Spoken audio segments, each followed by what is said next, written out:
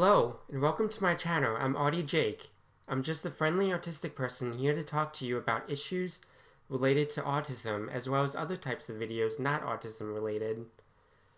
This first video is part of a new series I'm going to be doing called Autistic Reviews.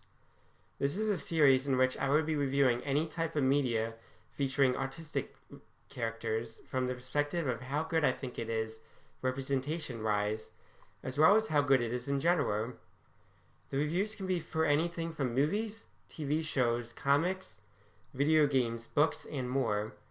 Anything is fair game as long as it features an autistic character. For today's video, we're going to be taking a look at Pixar's short film Loop. Loop is the newest short film created by Pixar. It released on January 10th, 2020, and it has a runtime of approximately 11 minutes.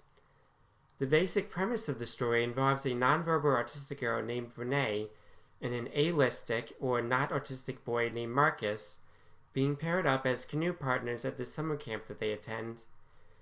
The short film is about how the two characters learn to communicate.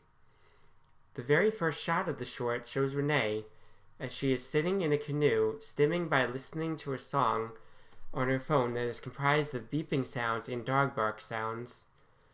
This is something very interesting that Loop does throughout its short runtime that I absolutely love. When it comes to anything involving Renee, the focus is entirely on her. It lets us know in no uncertain terms that Renee is just as much of a main character in this story as the not autistic character. And one way that accomplishes this is by frequently shifting the point of view to Renee so that the audience gets to experience things as she does. Anyway, the camp counselor assigns our second main character, Marcus, to be Renee's canoe partner for the day. Before they leave, the counselor repeats the dog barking melody to Renee, something which confuses Marcus. At one point, Marcus asks Renee to tell him if there is anything specific that she wants to do, and in response, Renee shows him a poop emoji on her phone. Assuming the obvious, Marcus starts to take her to shore, only to find that what Renee actually wanted was to stim by running her fingers along the tall bits of grass. At one point, Marcus even decides to try running his hands along the grass himself, which I thought was a really nice touch. Then, when he notices her stimming to the song, Marcus decides to take her to a tunnel where the song can reverberate off the walls. But then, Renee, overwhelmed from the experience, starts to have a meltdown. She frantically paddles the both of them to shore, starts yelling. At one point, she tosses her phone into the water, and she hides under the canoe. Marcus is unable to get her to come out for what I feel is implied to be a long time, until finally, Marcus hands her a blade of grass, something that he knows she likes to stim with, apologizes to her, and tells Renee that he'll wait with her until she's better. This works, and eventually Renee is able to come out from under the canoe and join Marcus again. And there's a really sweet moment where Renee smiles and repeats her dog barking melody, and Marcus, finally understanding that it's Renee's way of communicating, repeats it back to her. The film ends with the two of them heading back out onto the lake. Now, let's talk positives, of which there are many. First of all, I just have to note how positive of a portrayal this is. There's never a sense of, oh, this poor autistic character is suffering. I feel like a lesser movie would have had Renee forced to interact on the allistic character's level, but instead it was about Marcus learning the ways in which Renee communicates. And it portrays autistic stimming in such a positive way. What I love most of all is how so much of what Renee done is shown from her perspective. When she stims by listening to a song or running her hand along a blade of grass, you see it from her perspective, so you really get to understand how it feels for her to stim.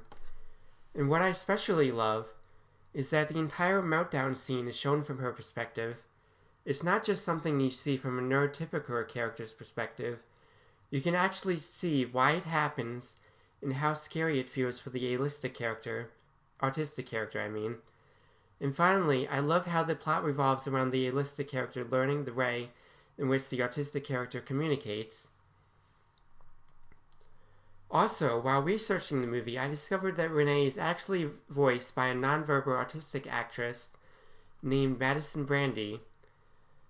So kudos to Pixar for actually hiring an autistic person to play an autistic person. This is something that hardly ever happens, but I always love it when I see it. I always feel like it ends up feeling so much more accurate and authentic when an autistic person plays an autistic character. Because no matter how much research they do, an A-listic person would never fully understand what it's like to be autistic the way an autistic person can. Also, according to ASAN, that is the Autistic Self-Advocacy Network, they were apparently consulted a lot for the production of this short, and that makes me really happy to see. I'm glad that they went for a group that actually has autistic people's best interests at heart, as opposed to some other choices. And I think the fact that they consulted them really shows in how well the final product turned out. The only downside I have on the short is that I wish it was more accessible than it currently is. As of right now, it's only available on Disney+, so only people who have access to the service will be able to watch it, and even then you have to know it's there to find it. I would love to see the short movie move to another platform like YouTube, for instance, so as to reach a broader audience. I really think it would do more good not being stuck behind a paywall.